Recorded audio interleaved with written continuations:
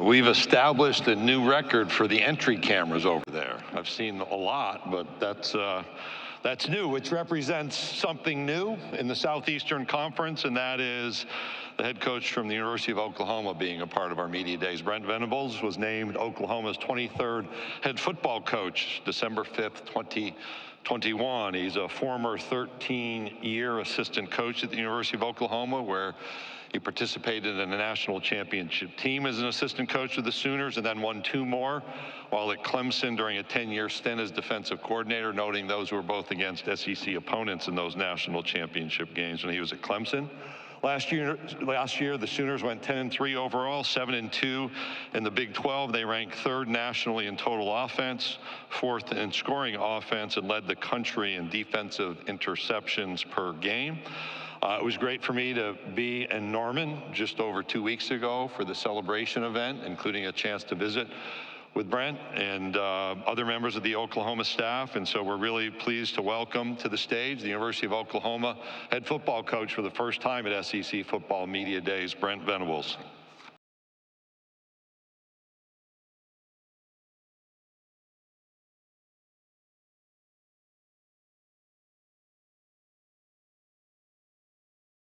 All right, good afternoon. Appreciate everybody being here today. Great to be back in the great city of Dallas, where our roster is represented with close to 20 players.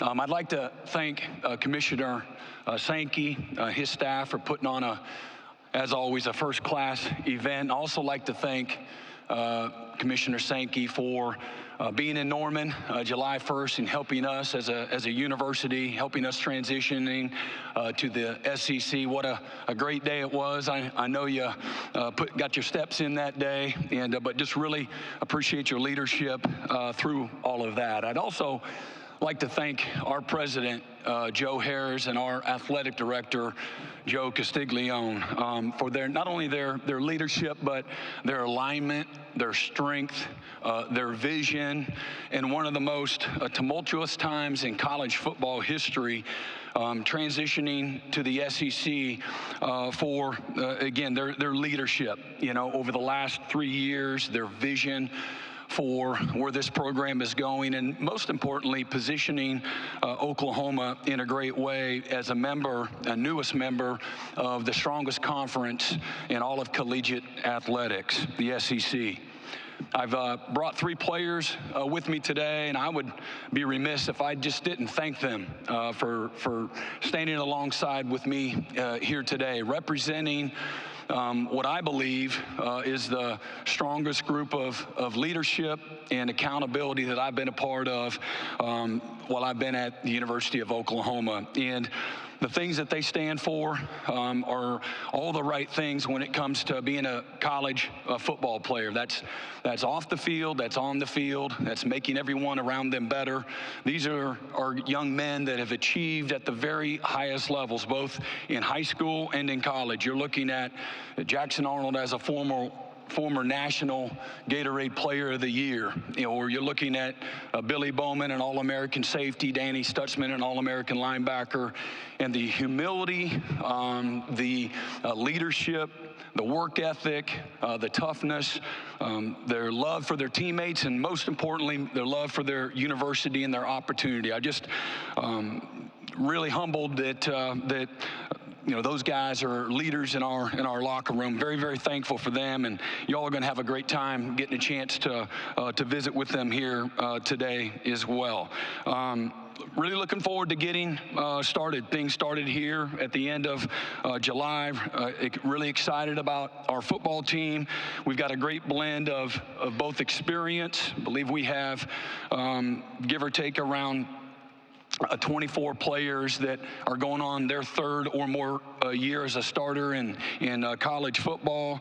And we also have this amazing foundation of youth. We have 52 scholarship players that are either a freshman or sophomore going into this year. We're going to welcome 53 players this season that have never been at Oklahoma in the fall to run out on the field. And that's 38 scholarship players and 15 walk-ons. We do have, again, a lot to look forward to. We have, I love the direction of this football team and the development since January that's taken place, but we still have a lot of work to do. A lot of excitement, but we got a lot of work to do. We still have an opportunity over the next several weeks and a couple of months to continue to develop, which I think is going to be critical as we chase an opportunity to compete for an SEC championship. It goes without saying, the SEC is a deep, incredibly competitive league, unlike any other in college football, and everything, again, about this league is about parity. It's about competitive depth, and it's a one-possession league. As we've looked at it, outside in, you've got incredibly challenging venues. Every member of this conference, top to bottom, is committed to the excellence that this conference represents. And so, as a football program, being in our first year, we are really looking forward to the challenge. All right, Coach, thank you for your comments. We'll take questions now. If you have a question, please raise your hand. Please give your name and affiliation. Seth, Diego, and Nolan will get a microphone to you. So we'll go ahead and start up here in the front. If we'll go to the front row. Bob. Hey, Brent, Bob Holt, Arkansas Democrat. I had a two-parter if that's okay. Kevin, he knows me, so he can help you if you forget the other part.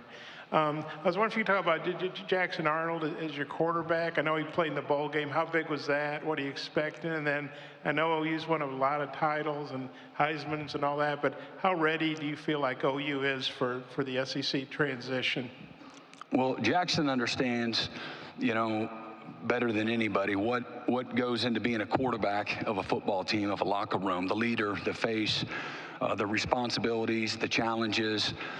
What I feel best about and have the most peace about is his ability to be able to handle the highs and the lows, the challenges, the success, the failure that a season will bring you. Nobody is more competent or more ready. Now, even though he's a young player, and we've got to, in some ways, be the headlights for him.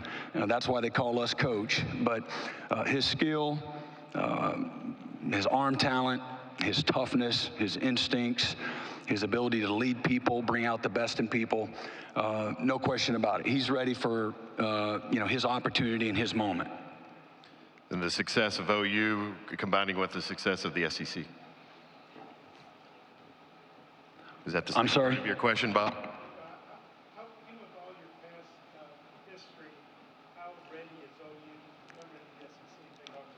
I really don't know how to answer that other than we're excited for the challenge. As competitors, as a football program, Oklahoma, isn't intimidated as a football program. We're running towards the SEC. I think that goes without saying. We've looked forward for the last several years for this partnership to be a part of an amazing conference, the best conference in college football. How ready we are, we're excited for the challenge. I think you have to go through it. I think it's probably, as a coach, I think going through it gives you the best litmus test. There's nothing that you can read about or even watch on tape, to be honest with you. We know the challenges from a roster standpoint. The trenches is where this conference is decided, usually year in and year out. Incredibly challenging from that standpoint. The length, the speed, the play at quarterback, the coaching acumen from top to bottom.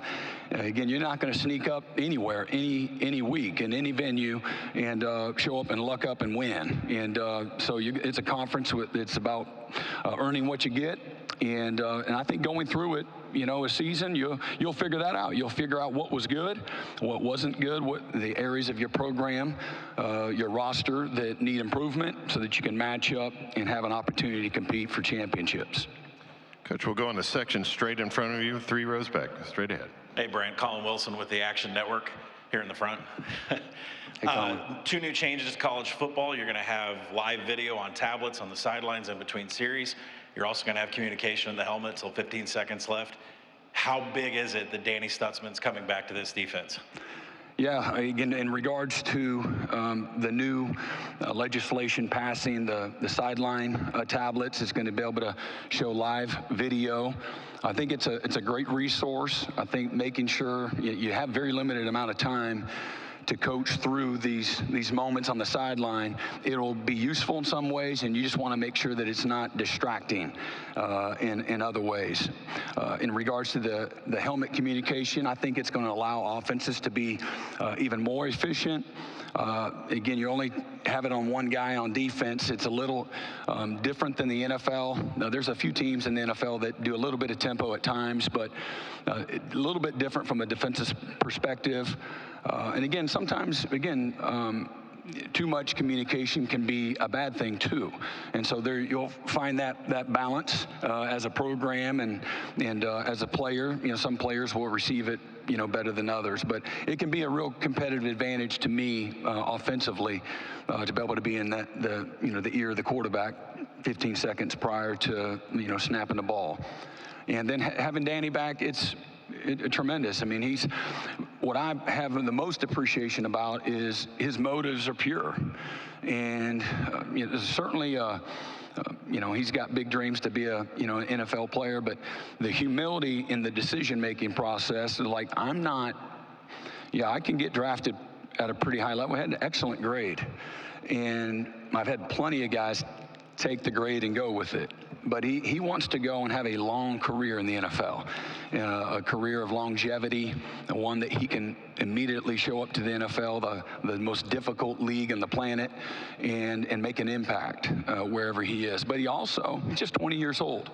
And so he had a real practical, process that he went through. Like, I have so much more to give to the University of Oklahoma and to that locker room. And he wanted to be one of the leaders to help take us into the SEC and leave his legacy and leave his mark that way. Coach, we'll go over to my left-hand side, our left-hand side on the near aisle. Hey, Brent. Alex Miller from the Bryan College Station Eagle. You touted how many players you guys have from this DFW area. How do you anticipate recruiting maybe changing to continue landing guys like Jackson Arnold or Billy Bowman, knowing how imperative recruiting an elite roster is now going against schools like A&M and Arkansas for those same guys in the same league? Yeah, we've been going against all of those teams for decades. And so it's always competitive. The one thing that I know about teams from the Southeastern Conference is the coaching staffs, their recruiters, their facilities, their fan bases, their history, their heritage. Everybody's got a lot to sell. And people from a recruiting standpoint are absolutely relentless from beginning to end. There's nobody that's not that way in the Southeastern Conference. So you gotta. It's a long race, and again, tough to get good players. But the good thing is there's plenty of really good players for everybody to get. And you got to be able to win the race, and run in the race with endurance. Probably is the best advice. Hey, Coach, we'll go over to our right here in the front row. Yeah, Brent, Dean Blevins, News 9, Oklahoma City. Where's he at? Here we are, Coach. I saw a quote from an SEC coach saying that OU's biggest adjustment will be along the line of scrimmage. Back to that question. How do you evaluate the status right now at the line of scrimmage for the Sooners? Yeah, I mean, I think we're in good shape, and we'll find out where we need to be better. I'm certainly far from satisfied. We've, over the last, 2.5 years, we've worked really hard at developing a roster that is balanced, that's strong in the trenches and in all the right places. We've had guys leave to graduation. We've had a lot of success on the offensive line. I think Coach Beedenbow in the last, decade has had, 13 guys drafted on the offensive line. I think 10 tackles, as a matter of fact, which is the best in college football.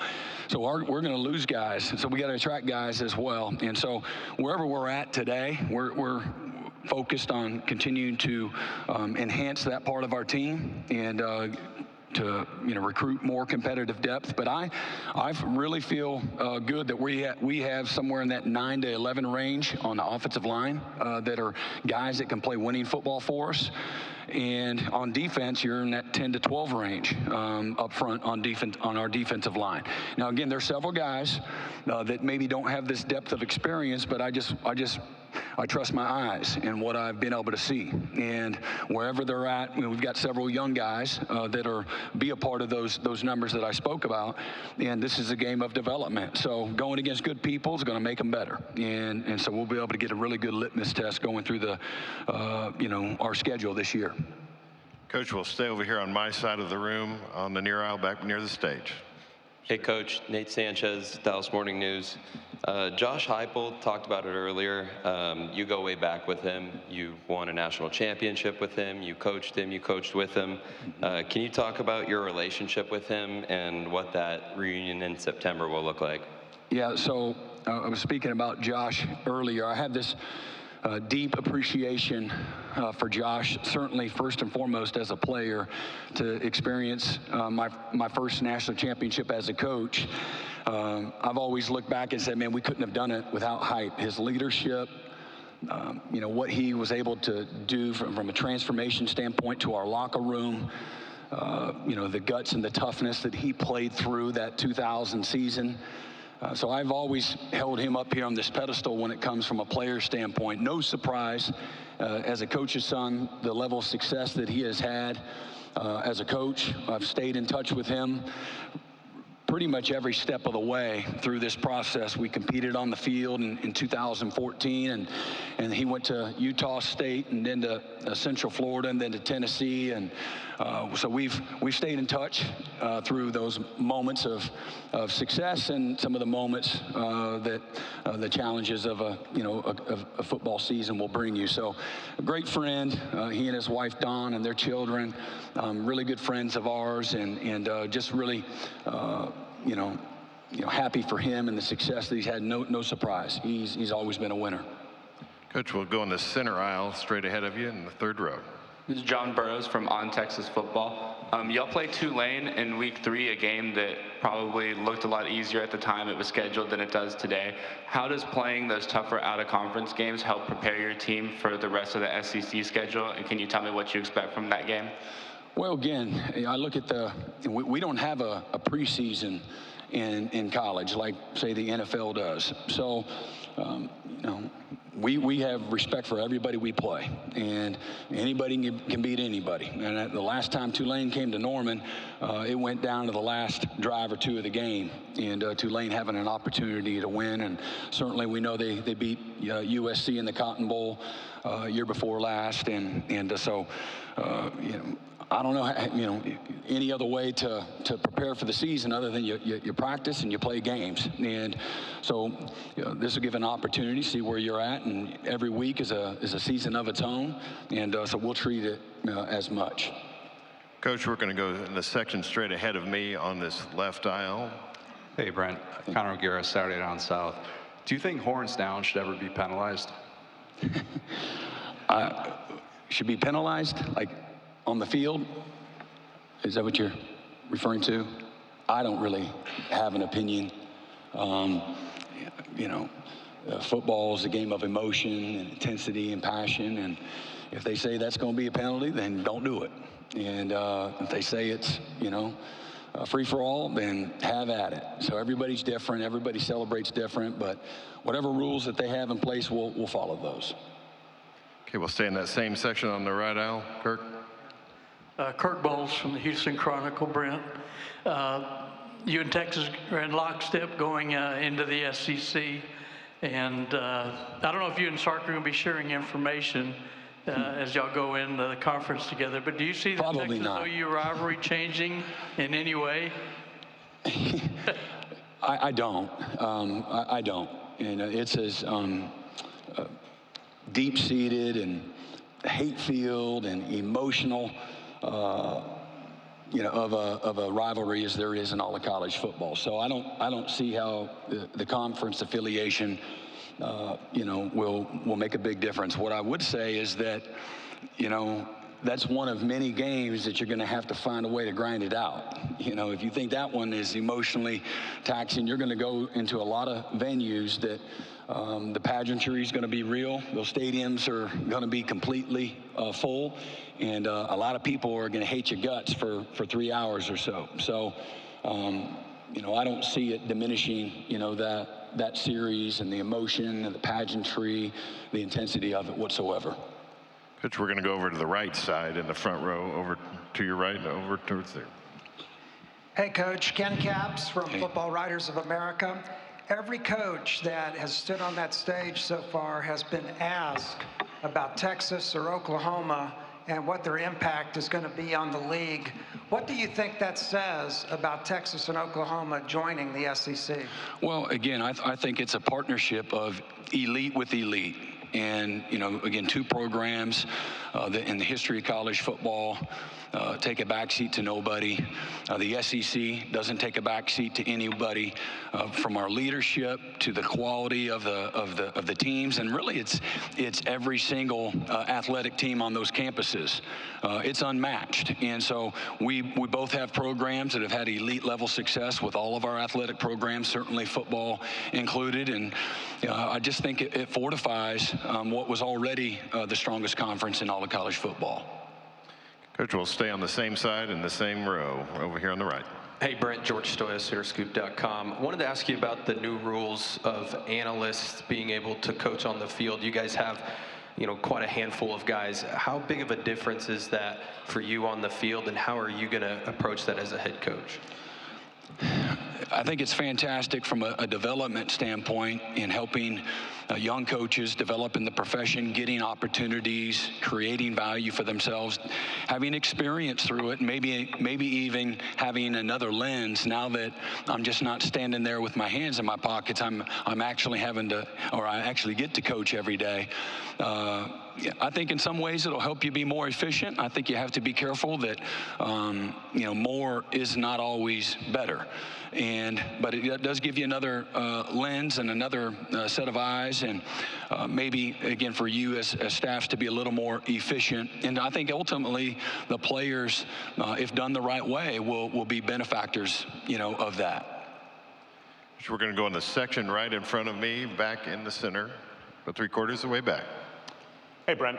John Sokoloff with WCBI TV. Obviously, Jeff Levy is on your staff the last couple of years, and now he's entering his first head coaching job in the SEC. And just overall, what do you think of him as a coach, and how do you think he'll do as a head coach? Yeah, I love Jeff. Jeff is one of my favorite people on this planet. He's always in a great mood. His perspective on life and the game of football and on the locker room, real juice and energy, genuineness and positivity.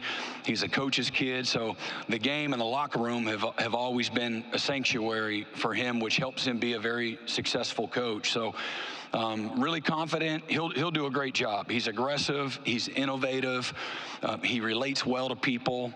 He brings out the best in people. He has the ability to instill confidence in the simplest ways. And I know he's put together a really outstanding staff. He's led athletic director Zach Selman, known him for a long time. And Zach is an assassin of his own, young athletic director that has a tremendous future as well. And I know the passion in Starkville, Mississippi is very real. And so they'll support him in all the right ways to be successful. Okay, Coach, we'll go in the center section just along the aisle. Right. Hey, Coach. Hello. Emily Grace McWhorter from the next round. Welcome to the SEC. Thank you. OU announced that they have a new football recruiting structure, specifically Curtis Lofton as a general manager, similar to Courtney Morgan at Alabama. What inspired this structure change, and how do you feel like it'll give you an edge in SEC recruiting? Yeah, and I really look at it as, you know, an opportunity to, I'm focused on our locker room. And, you know, what I have an appreciation for is our leadership from our athletic administration, again, Joe Harris and Joe Castiglione, for their forward thinking, for their ambition, looking ahead to where things are moving. And, you know, it's constantly changing, evolving. So we've set up our systems in such a way that allows us to be flexible, to be able to pivot when we need to. Things haven't really landed in a hard space yet, but this allows us the agility to be able to manage wherever it does land. And at the end of the day, it's recruiting. There's a professional way to look at it. In some ways, we're like the NFL. In many ways, we're not. We don't get to draft. We don't have multi-year contracts. And so things are in some ways the same, but in many ways not. This gives us a way in the collegiate model to hopefully put us in a position of strength when it comes to not only resources, but most importantly, with our systems in place. And at the end of the day, it's all about helping the players be successful as we build the strongest roster that we can. And so, from player evaluation to player acquisition to player retention, that's really the focus. That sounds like a recruiting staff to me, but there is a piece of it. And Jake, Rosenthal and his organization, partnering with them is going to allow us to manage some really choppy waters. And I say choppy only because we haven't been there before. From a potential salary cap of some sort, when this does all land, there'll be some sort of a salary cap. And so, we'll be able to, tap into their expertise and their skill set to help us be on the front end and the cutting edge, if you will, of that space.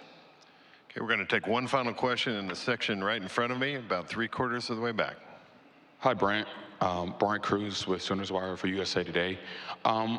With Ted Roof going to UCF and Jeff Lebby, as mentioned, going to Mississippi State, can you talk a little bit about Zach Alley as your defensive coordinator hire that you handled this winter, and Seth Luttrell and Joe John Finley taking over as co-OCs? Yeah, so I know there are coordinator changes, and going into the SEC with coordinator changes. On paper, that sounds really daunting, and in some ways maybe it is. But our relationships go back a long time. Obviously, Joe John and Seth were already internally at Oklahoma, known both of those coaches. Joe John, since he was 17 years old, recruited him from Arlington High School, played for his daddy, Mickey Finley. And in Seth, he was a sophomore captain, football player for us on our national championship team. And we've all kind of grown up in this profession together. So I've had a different type of lens when it comes to those two young coaches, incredibly skilled, both of them, tremendous instincts for the game, great toughness that our players will benefit from. They understand ball, they understand a locker room, they understand what competitiveness looks like, and they understand what it means to be a great teammate and to bring out the best in people. So these are leaders of leaders. What they were as players, they have the same skill set and talents as coaches. So really excited about transitioning and continuing to move forward as an offense with those two guys in charge, along with the rest of our staff on offense. Bill Biedenbow, Coach Jones, Coach Murray, the rest of our support staff, fantastic group of men, really talented. And then Zach, he's got a unique story. Zach he came directly to Clemson and jumped into coaching as a freshman at Clemson. His dad played at Clemson. His brother was a baseball player, played at Furman, and comes from Zach was an outstanding player himself. He just chose not to go the walk-on route or the FCS route as a scholarship player, and chose to chase his dream as a young person. Incredibly bright, always forward-thinking, always has the players in mind when it comes to learning and being able to play fast and aggressive. But has tremendous innovation in his skills. But he's a fundamentalist. He's demanding. He knows what excellence looks like, and he's has blended well with the rest of our staff, who, again, most of them he had previous relationships as well. So it's been a fine oiled machine, if you will, up to this point. Coach, welcome to the SEC, and thank you for your time this afternoon. Appreciate it. Thanks for having me.